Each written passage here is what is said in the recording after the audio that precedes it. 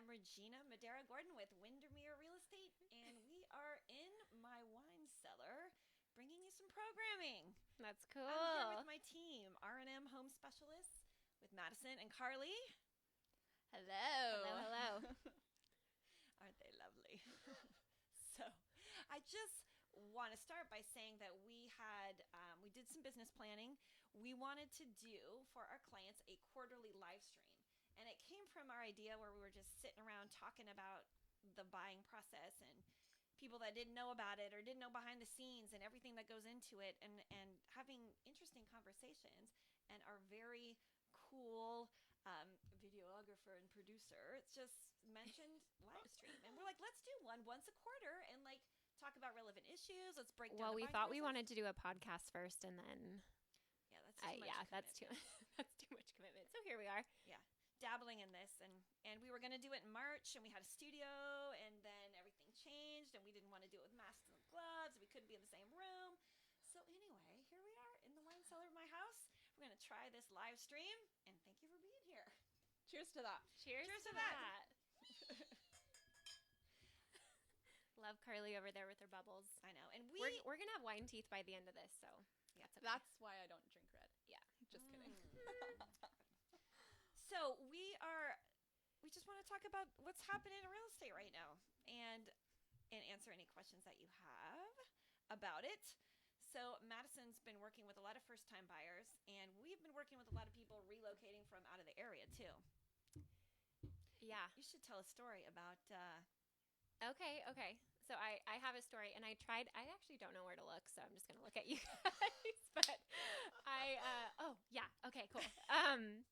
We actually just started working with these first-time home buyers that are in New York, and I don't want to overuse the word pivot because everyone's talking about pivoting, but that's kind of the word of the now, just taking what you know and what you do and like flipping it upside down and just figuring out ways to do our job in this world right now. So we heard from actually another agent who had success with Marco Polo, and it's another social media platform. It's like a video tool, and I had only really used it to just mess around with my friends because I thought it was cooler than Snapchat. So long story short, I met these first-time home buyers via Zoom, and I said, listen, we're going to Marco Polo, and we're going to do a virtual tour only on Marco Polo.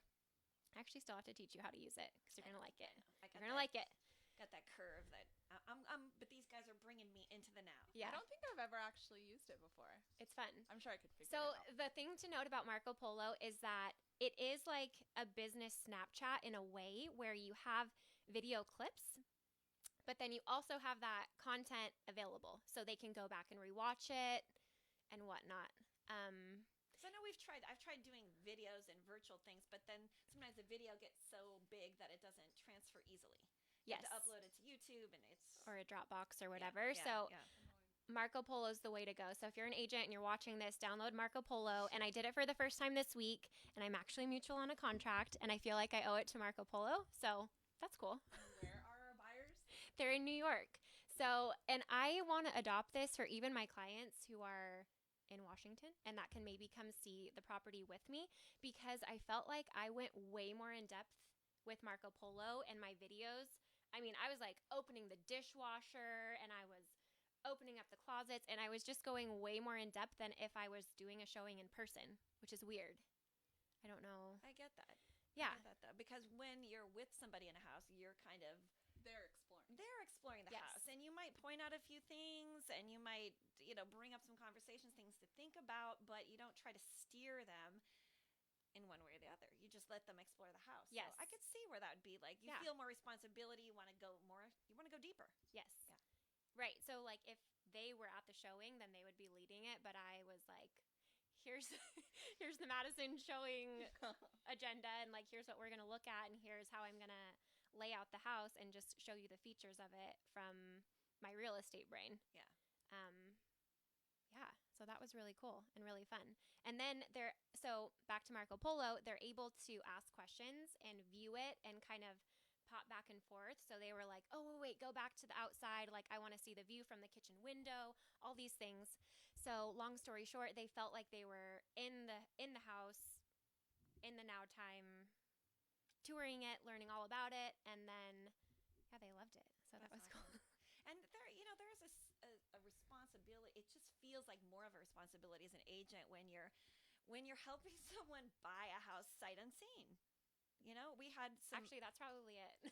Yeah, I mean, and so I'm like, let me show you every little thing, Yeah. because if you move into this house and you walk across the floor and I didn't tell you about this creek, yeah, and you move in and then every single time you step on the creek, you're like, that girl didn't tell me about that. she didn't tell me about the Yeah. creek. Yeah. And then it's yours. You've already paid for it. I did the FaceTime with.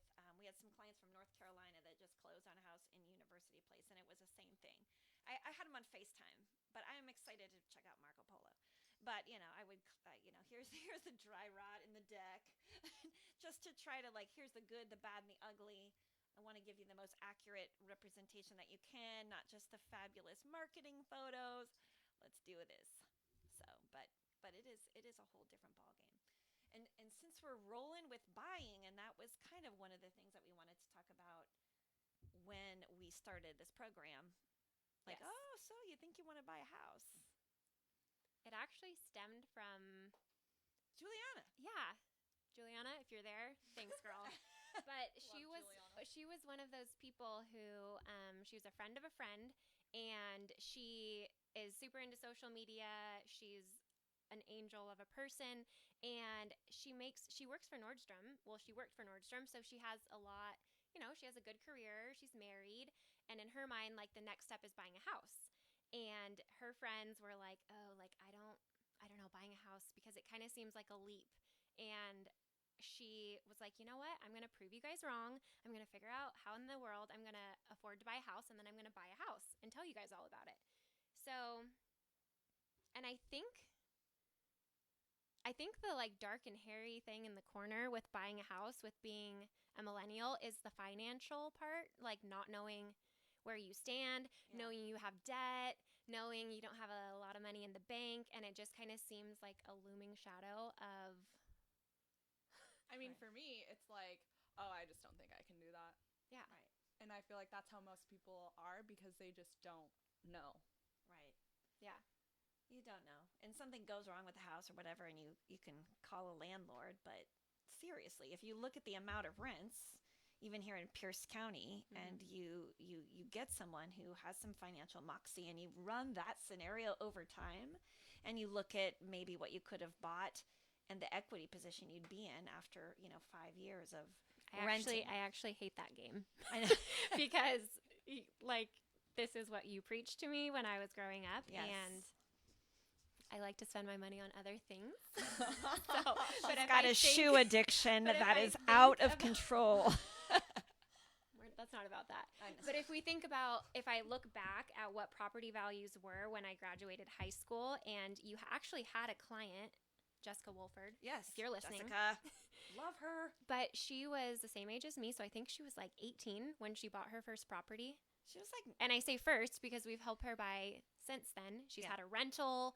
Who has a rental property when they're 20, 25, 26 years old? That's awesome. I know. Yeah, she was one of those people that had a great job, and I think what it starts with is connect with a great agent. Of course, we're going to talk to you about connecting with a great agent, but connecting with a great lender. Because a great lender is going to tell you, well, if you can't do it now, here's what you need to do to put yourself in a position to.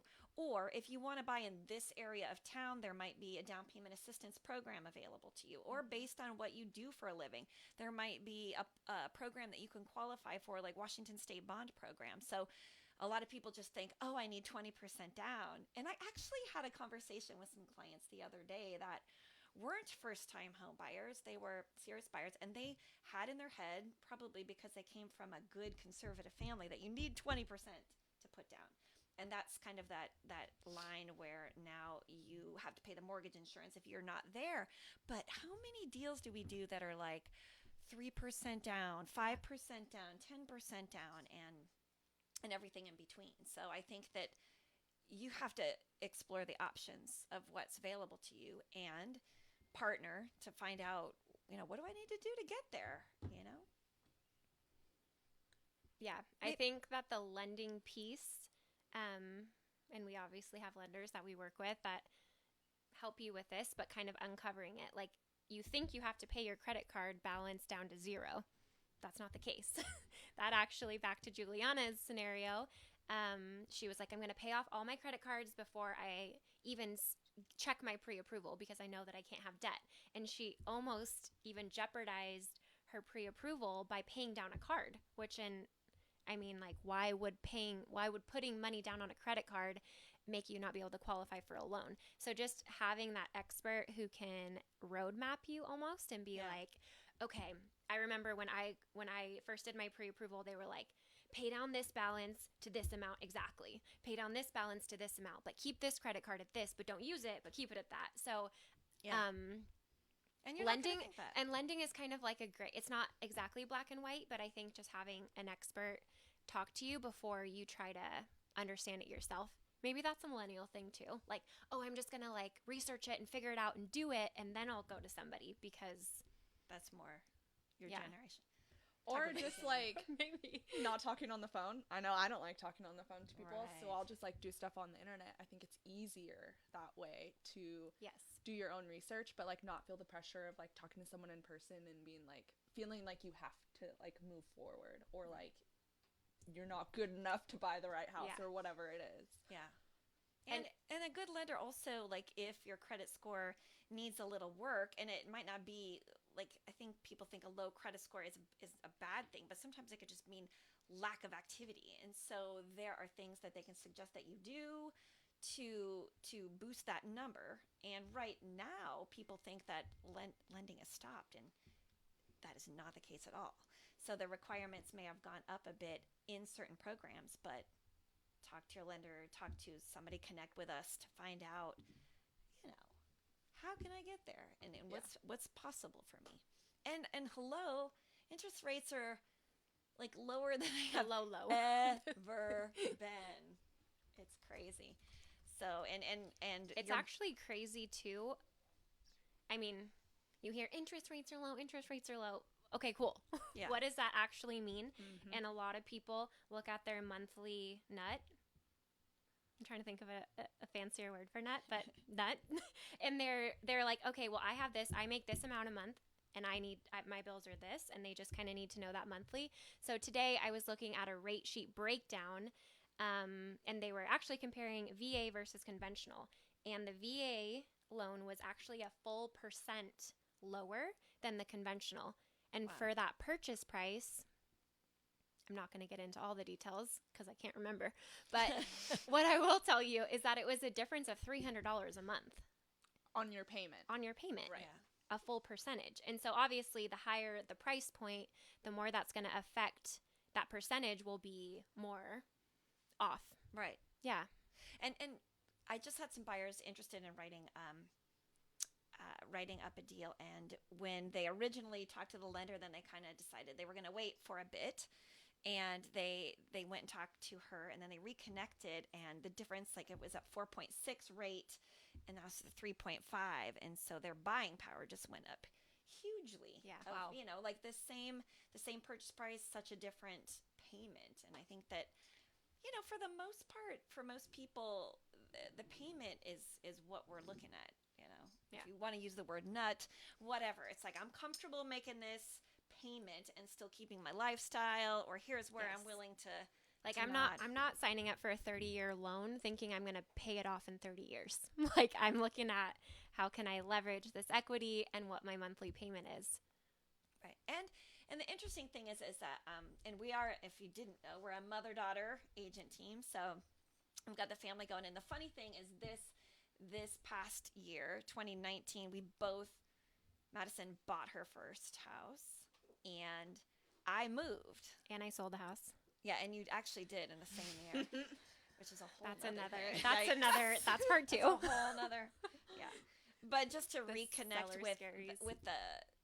the emotional piece that goes. So I think it's fun to talk about the buying process and what you need to do, and that's certainly important to look at what exactly you need, but also that emotional thing that goes with it. And a lot of people, like you said, just finding out if I'm qualified and committing, they feel like, well, I don't want to waste anybody's time by asking these questions. And no, it's just a process. It's a process. We have people that we've worked with off and on for years. They'll be on, they'll be off, they'll change their criteria, their lives will change. And so it's a process, and it's never a waste of anybody's time. That's, as professionals, we're here to provide really good information, and there's no other way to get those exact numbers anyways, to like see like what your actual payment will be until you get into it and work with a lender and they see your finances, which is kind of scary, but they're not judging.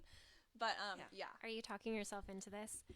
Well, Joey and I went through it, mostly Joey, and it's just like he didn't know, but he's like been telling himself for the last like 5 years, oh, I need to buy a house, and it's like, but I never knew like how much it would actually be. Like everyone says like, oh, it's cheaper than rent, and it's like, it can be, right, but not necessarily. But at least your money is going towards something instead of someone else's investment.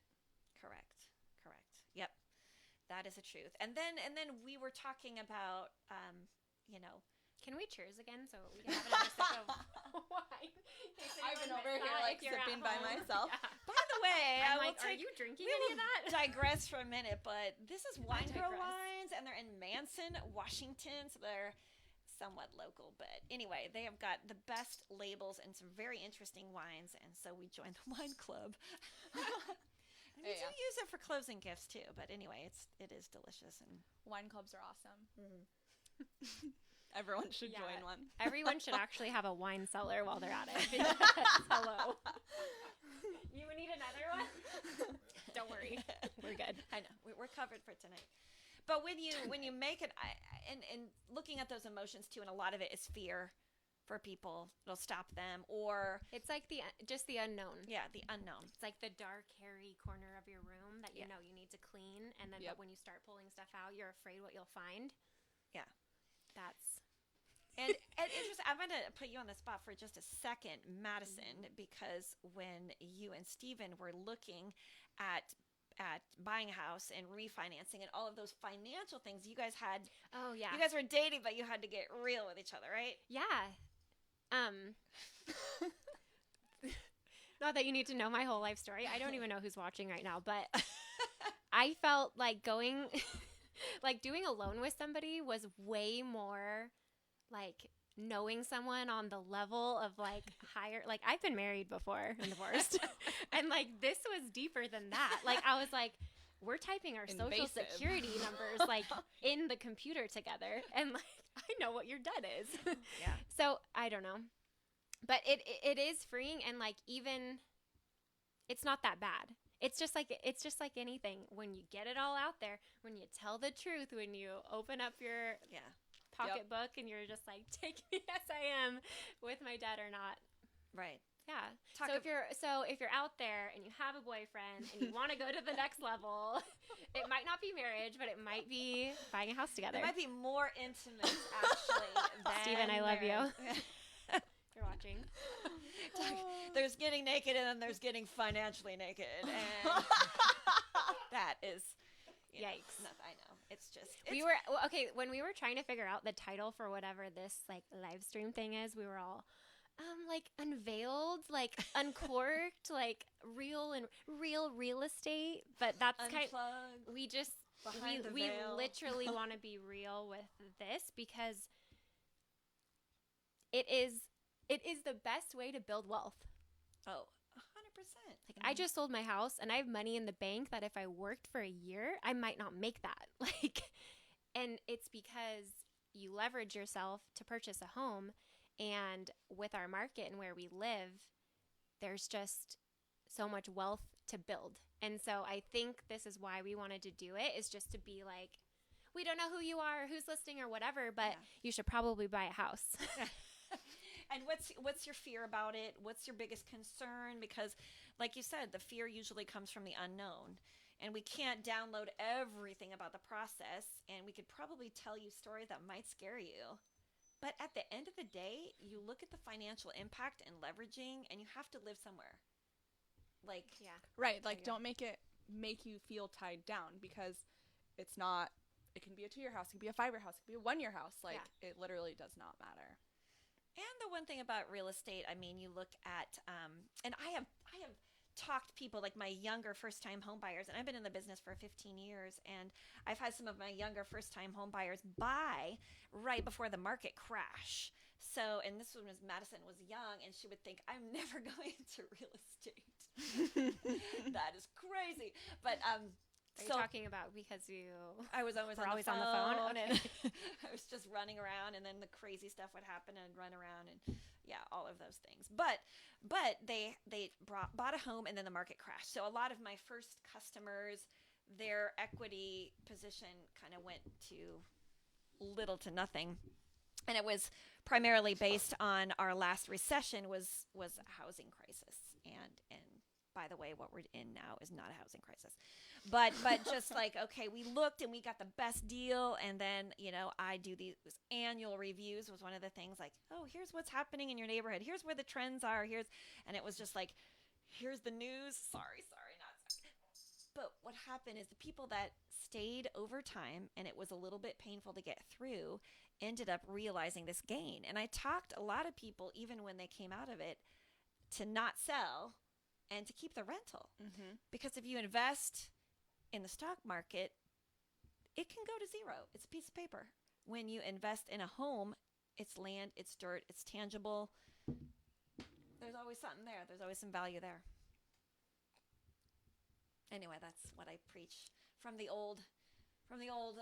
And you do wish that you kept your old houses, if you could, to have them as rentals now, just to see that difference over time. Right. And I tell people that because back when we were buying and selling homes and we were young, we always had to sell the house to buy the next, And now it's different because you don't have to show that you have 2 years of rental receipts. You can actually impute the rental that you get for the house.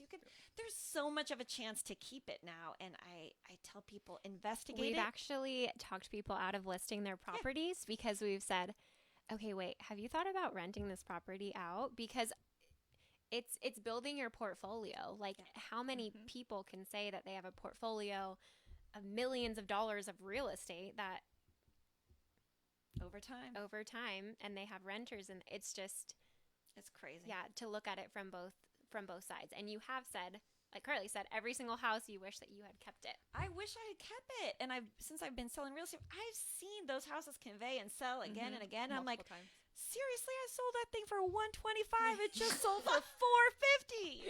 So, but it's over time. And then this area is just such a gem of an area. Yes. Yeah. There's lots of different styles. For sure. And then if you look at what's happening, and if you're scared by what's happening in the market now, we have to have conversations because it could be a great time. Carly was just saying that we have two or three people that are contingent. They were contingent buyers, all under contract right now because there's an opportunity for some people in this circumstance right now. Because there are, just with what's happening and the furloughs and everything, it's definitely been a challenge for a lot of people. For most, everybody is challenged in some way, but it has taken out a lot of the buyer pool, unfortunately, which means for those people that were competing because of the low inventory in our area, it's like you're still competing. It's still a seller's market, but there's less people out there to compete against. Right. And it's just getting, it's looking at what's happening and not being afraid to run the scenarios, I guess is what I'm trying to say. To look at what is truly possible. And for some people, that's not an option right now. Something just popped into my head as way off topic. Can I just go with it? Roll with it. I thought this was so interesting because we're talking about real estate and it's a global pandemic, and there are a lot of people out there that are just like, well, that's very interesting, ladies, but things are That's like super crazy for me, right? Yeah. But when I was on my Windermere coaching call today, so far this year, Windermere's, we have this part of our paycheck that goes to the foundation, and it's part of our commissions, and as agents we can elect to contribute more. And it's been crazy because we are in some serious times, and it's coming up on $700,000 through the Windermere Foundation that's been raised by agents in the company. Wow. Is that like staggering? 700,000. Yeah. And just this year? This year. And like right here in Pierce Go County, Windermere. I don't know what our numbers are versus, Windermere as a whole, but I just thought, dang, that's awesome. I mean, awesome. people are reaching out, and it's to benefit homeless people and the programs And to help talk feed about the people. foundation, for anybody who's not Windermere, who doesn't know, is each Windermere foundation is going towards local charities. And each office elects the local charities that they want their commissions to go towards. So we have some really cool Red Barn. We're working with Mary's Place right now this year. And it's hard to choose just a couple because Mom was on the board, and people come from these local communities, and they basically advocate for their company to win the foundation for that year. And like, how are you to say no? There's just too much need in our community. There's so much need. So I was proud when I saw the statistic, and I'm like, that's right on, Windermere as a whole. But anyway, public service. Oh, that's good. But, getting real, talking about what's real, and what's going on right now. So, Carly, is any questions rolled in on our Facebook Live? Yeah, I think that people are just curious about buying right now and just wondering what can they do to get themselves in the best position, and if they're starting from square one, what is it like now? I know. Well, you get to wear a mask when you go see a house. No, but what I would tell, and this is COVID, non-COVID, if you're going to start anywhere, it's connecting with your team, how we spoke about. And that doesn't mean when you see a commercial for Quicken Online Loans or something, check there first, because it's important to connect with your... But no shame, because we've had buyers that use Quicken, and it's fine. It's fine. We They're actually, close. okay. We have, okay. But we love our lenders. Let me rewind. The place to start is to connect with your lender or your realtor team who can kind of lead you down the path of, first of all, you need to be pre-qualified to preview a lot of properties right now. So it's knowing where you stand financially. We don't want to take you through a $500,000 house when you're pre-qualified for $350,000. So it's just knowing where you stand financially, I think, would be the first step. Yeah. And I think right now, because, it's been 2 months of the governor's restrictions on the world and on our industry. And for a while there, we were actually non-essential, which doesn't make any sense because housing is essential. But I think what it boiled down to, and the only thing that was really the game changer, is how we do our business. And a lot of the looky-loo piece of it is just taken out because we're going down to essentials. As a seller and I'm still living in my home, do I want people in it? So maybe I'm going to wait a bit, or maybe I'm going to make a plan to not be there if I have to sell my house for safety reasons. And if I'm a buyer, we have to look at, we're not going to bring the kids and run through the house and do the whole thing. We're going to do things differently. And a lot of agents, like Madison said, they send us a pre-approval before you come and look at the listing. So so I think that's the piece that's changed. It's a little bit more serious. It's a little bit more essential, but the process is still the same. The opportunities, I think, are even better.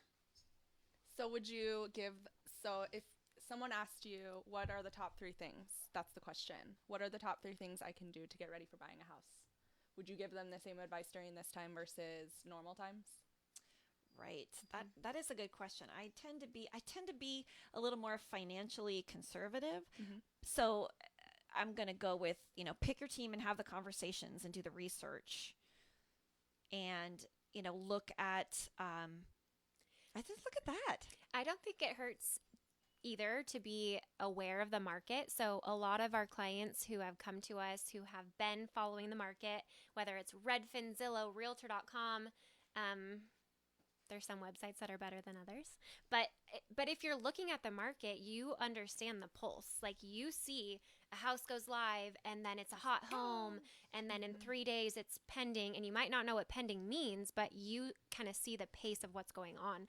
So if real estate is kind of like in the back of your brain, or you've been meditating and it keeps coming up, whatever it is, if you're interested in it, it doesn't hurt to be paying attention. Follow your realtor friends on social media, check out Redfin, check out Zillow, and see the kind of houses that you're gravitating towards, see what that price point is, and it just kind of helps. And in a normal world, I'd say go into open houses.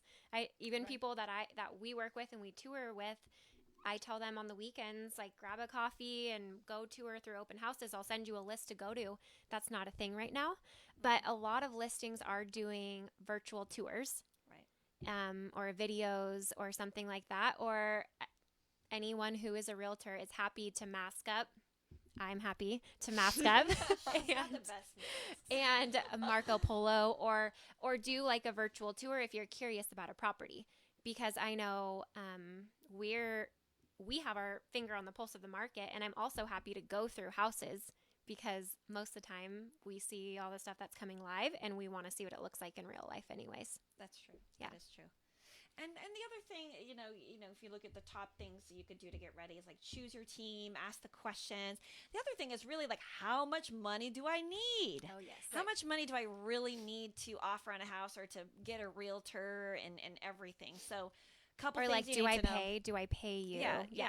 So just boiling it down, I'm just starting my process. I'm going to talk to the lender because I'm going to look at how much money do I need to put down, or do I qualify for any programs? Mm-hmm. I have this much money. What do I need to do with my credit cards? You talked about just all those things, and get my agent. And the thing is, in this market right now, you don't have to write a check necessarily for real estate representation as a buyer, because in about 95% of the houses, I'd say 98. 98%. Yeah, the seller pays the buyer's commission.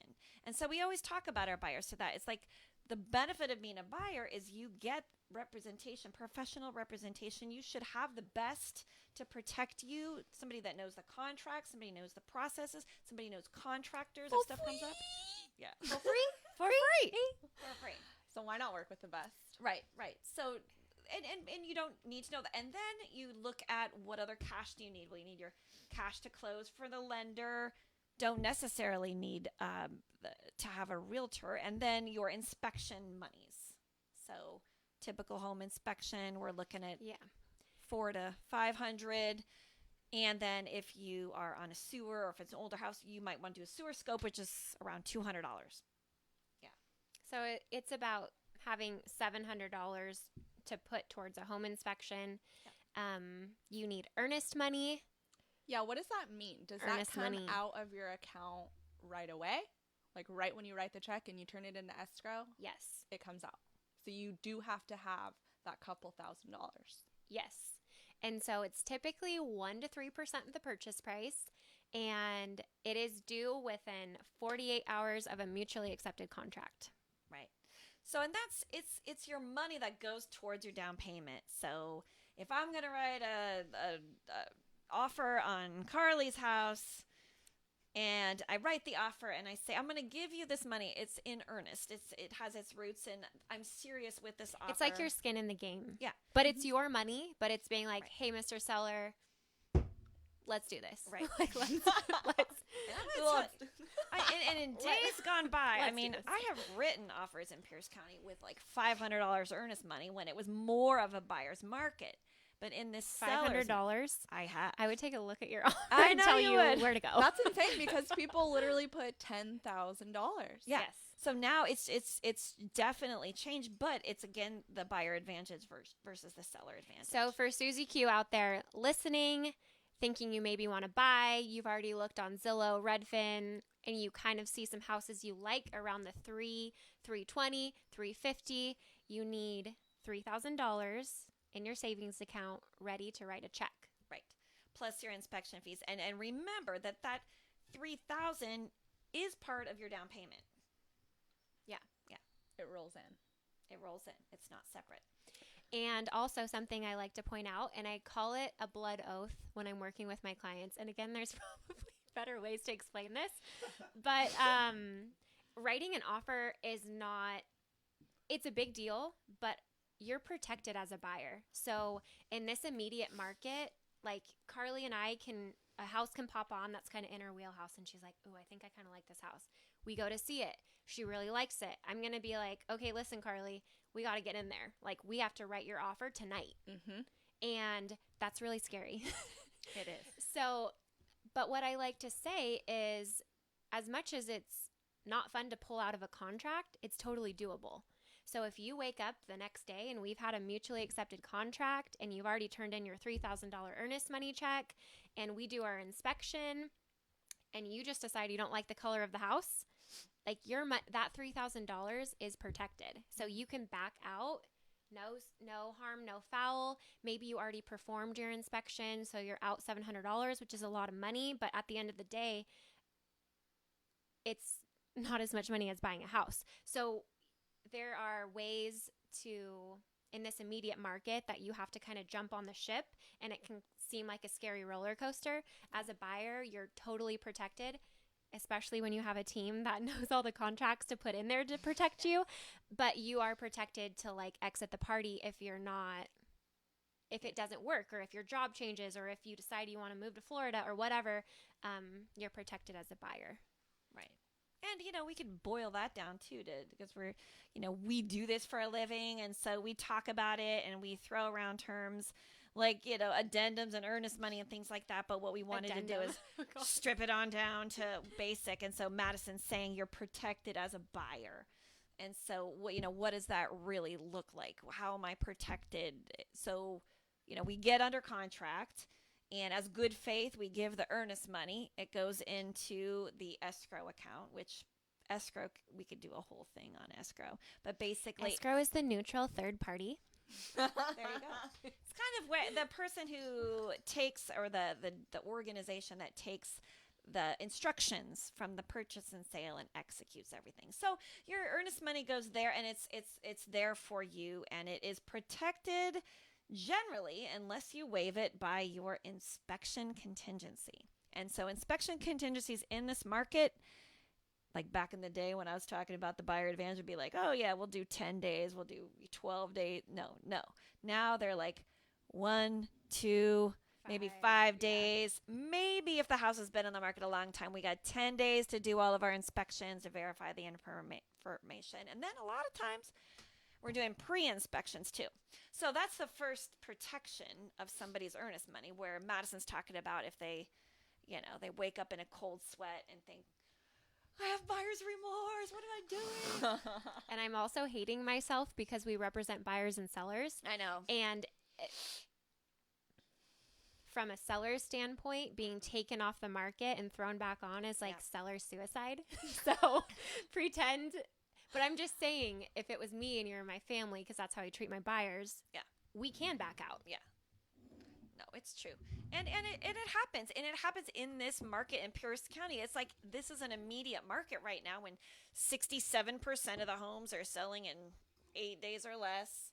When you see the hot home and you go see it and it's in a under $500 range, then it's going fast if it's priced right. So you have to make a decision. You have to make it quickly. And I'm not talking like, let's sleep on it, let's think over the weekend. So I think as an agent team and as a person who's considering buying, I think what Madison was talking about, looking at the pace of the market, you'll know it's pretty immediate. And so just knowing like, okay, I need to pull the trigger on this. And what Madison's saying, it doesn't necessarily mean because you pull the trigger that, you're buying that house. You're like, okay, you're moving at the end of the month. But, on the flip side of that too, let's talk about the worst case scenario. No, there's so many worst case scenarios. Yeah, it's like I don't think we had a transaction that was the same. We also are big on like meditation and like seeing so like we're not going to talk worst case scenario. I'm not talking about the worst, but I am going to just jump into this. So if you wake up, and this is what I say when I'm going through a contract, if you wake up the day that you're supposed to close and you're like, I don't want it. Hell no. No, I don't like the person I'm buying the house with. We're not going to be together anymore. I'm out. You're going to forfeit your $3,000 earnest money check. Right. But you're also not going to have to take title with a psychopath. Like that's worst case scenario, I think. Yeah. There's a lot of scenarios that we could talk about, but yeah, that's it. I mean, that's why in a seller advantage market is important to have a large earnest money, and the more it can be, the more you're going to put the seller's mind at ease. Because, I talked about a $500 earnest money back in the day. Is it easy to walk away from $500, $2,000? It's not easy to walk away from money, but it's going to be easier to walk away from 2 than to walk away from 10. Mm-hmm. Totally. Would you all agree? Yes. Yes. Yes. Yes. Can I get a amen? I want to walk away from 5. I know. Yeah. I know. I feel like I'm like betraying myself talking about the buyer side and the seller side. It's like maybe our next podcast will be more about the seller side, but we wanted to get real about buyers first because it's different. Yeah. And I think, it's good to play though. Another thing I say all the time, besides the words addendum, it's like I never use the word addendum so many times, and it's a weird word. But I always play devil's advocate with my buyers. I say I represent sellers too. Yes. And as much as I'm working for you, as much as I'm going to negotiate the hell out of the seller for you, my buyer. I thought we weren't cursing. I said hell twice. Hell. It's okay. Go. Anyways. Okay, so I'm gonna play devil's advocate because I represent sellers too. And let's be real, in this market, the sellers have the advantage. So I'm gonna go hard, but I'm also gonna be like, ooh, there's a backup offer on the table. So as much as you want your whole list of things completed by the seller on your inspection response, I'm gonna be like, hey, remember that backup offer. If I was Mr. Seller and I had a backup offer hot in the hand, I'm only gonna do the items that need to be done. So I think just having examples of both, and at the end of the day, we're working for our clients, but our job is to play devil's advocate. Right. And give them the knowledge. It's good to say that too, because, if taken at, it's like I'm working for you, I'm going to bring my A game, I'm going to be all sharking up on you, but the truth is, it's a seller advantage in the market. So, here's the expectation, and as much as I would like to go hard and carve that price down for you, here's the realistic expectation. But they say that, buyers, their fear is not missing out on something, and also paying too much for a house. Yes. And so that's what's hard right now, though, because... And it's okay to miss out on stuff. I think Carly and Joey are looking to buy right now, too, and I was telling Joey that it is okay to miss out, and it might take a couple times depending on the person. Like, it could take that, oh gosh, remember that one that we almost offered on, but we didn't, and then you compare every house to that. That kind of helps light your fire for the next one to understand. So either you're gonna walk into the first house that you see as a buyer, and how are you gonna know if it's the first house? How you don't have anything to compare it to, but you're either gonna not offer and it's gonna sell because it will, and you're gonna think about that house, or you will offer and it could be the one. Right. And so that's okay. Yeah, that's okay to miss out. Should we talk at all about the inspection thing? What inspection thing? I mean, there's just a lot the of whole inspection things. I know there's a lot that could happen. That's a next one. That's a next. I think so too. But it's worthy of consideration, especially in a market where people are waiving it sometimes too. So yeah, I showed a house today, and I can't give any details because it's appropriate to protect the innocent, to protect the listing agent and the sellers and the buyers. But I showed a house today in Tacoma, and I was down in the crawl space. And it was kind of like a basement. You were in the crawl space? No, yeah, wait, no. What? You were in the crawl space? I was casually down in the crawl space. No, but it was kind of like this, where it's a little carved out. Okay, this is weird. It's a little carved out basement, and then you could see the crawl space. There was no vapor barrier, and there was definitely rodents in there. I've seen my fair share. What I'm trying to say is that there were foundation cracks. And they weren't the beautiful, settling vertical ones. They were horizontal. If I know anything, I know horizontal foundation cracks are not good.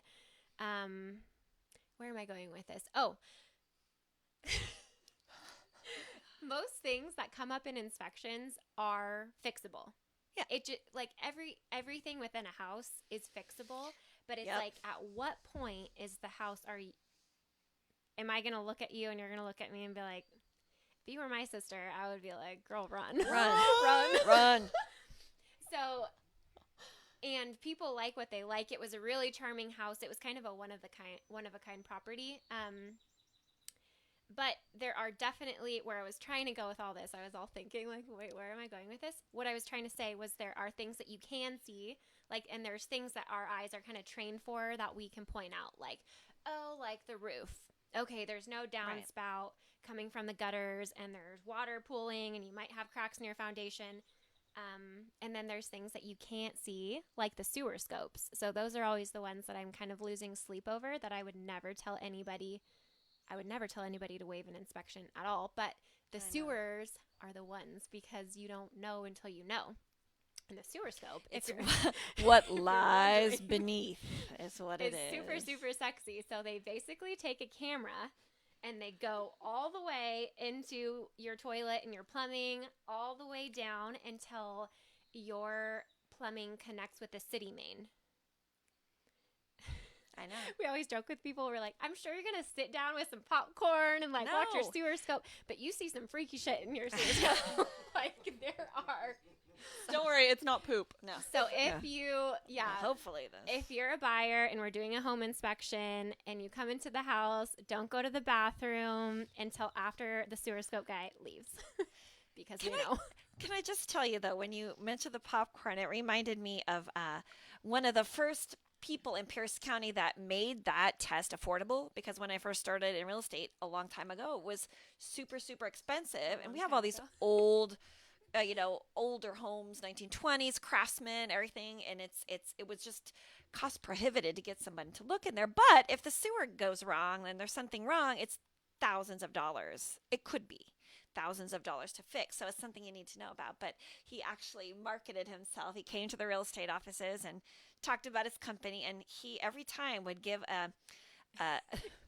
he would give popcorn. No. And he'd give the movie and a popcorn, and he had it all in a little package, and that was Clayton. If you're watching, which I know you're probably not, but he was the master of bringing that to the consumer, so that for $175, $225 bucks, you could take a look at what lies beneath. And that $200 can save you $20,000. Yeah, like that's, I don't know what a better $200 spend is than the and sewer scope. $20,000 is average too. It's average, yeah. That's We're the number. dealing with one right now on one of our listings. It's a freaky deaky world out there, you guys. It's crazy. Not side tangent, but kind of. But the COVID real estate world right now is getting wild. I think the whole world is a little wild. The whole world is a little wacky. Yeah. Now, why do you say, like, what I'm made you just say saying, that? like, every single deal that we have under contract. Oh yeah, girl. Love you all, but they're great. Like, we've got. It's nothing to do with them. It's nothing to do with them. It's like the house. no appraisals. We've got one where the septic was installed and there's an unpermitted underground pool that we're. Oh yeah, we can't really talk about that. We've had a listing. My grandma's listing. We can say this. We've had a listing get broken into. Just things I wake up and I never know what I'm gonna do. Like, it's never the same. I think that's a good thing. That's a good ending. I think, and as realtors, it is like there's a lot of times where we are like losing sleep and we're stressing about the details, and we have our clients' best interests at heart, and we try to minimize their pain is what we do. And sometimes we take that it on and try to make it the best that we can and provide support throughout. And I just think in these times, it's just been a little bit harder because crazy stuff's happening, and we care about the people we work with. Yes. And trying to maintain some level of sanity is not always easy. But anyway, it's a good business. And I heard something today that we could end with this because I loved it. Said that real estate will take us out of this situation. It will lead the charge of healing our nation. And I believe That's that. powerful. Yeah. So, Totally. yeah. Love it. All right, so we doing a that's a wrap, or producer Joe? How we get out of this? I'm excited. I think you should pour some more wine and send it off. All right, let's do that.